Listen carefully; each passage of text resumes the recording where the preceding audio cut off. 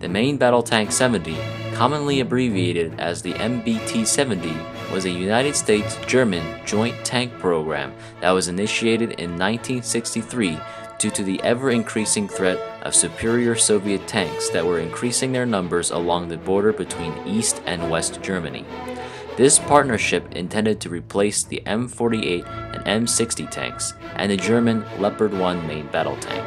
These vehicles were in frontline service at the time for both countries' respective armed forces.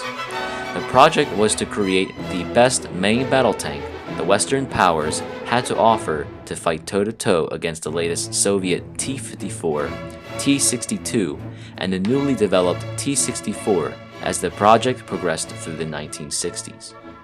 Many new innovations, technologies, and ideas from both countries were to be incorporated into the design process of this new novel vehicle.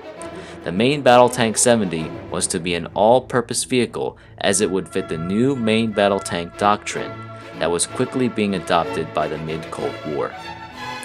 Some of these notable new design features included a hydro-pneumatic suspension allowing the tank to kneel forwards and backwards, having the driver be statically positioned in the main fighting compartment along with the rest of the crew in the turret, a 152mm main gun/missile launcher being able to fire conventional ammunition as well as the Shillelagh ATGM, spaced armor composite to maximize protection against heat warheads, and a 2cm cannon for the commander.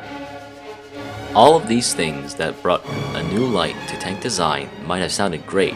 However, this illustrious project ended up being a total failure, with both sides abandoning the project by the early 1970s. The US and German development teams ran into many issues on creating a standard final prototype due to mostly political bureaucracy and natural interests that conflicted with what was to be used. The most important controversies were primarily the choice of an American or a German suspension design, the choice of using a 152mm or a 120mm cannon, whether the German twin 1400 horsepower engine or the American single 1500 horsepower engine should be fitted, and the very nature of the design with the driver in the turret. This was the most interesting problem, as all this was meant to lower the height of the vehicle and give the driver a higher position to increase his field of vision. This ended up causing major disorientation when the turret traversed while the driver was fixed facing forward.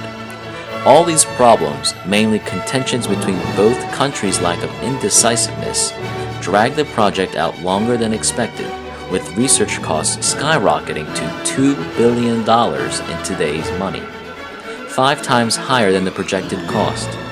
Ultimately, the project failed, with Germany developing the Leopard 2 and the United States developing the M1 Abrams.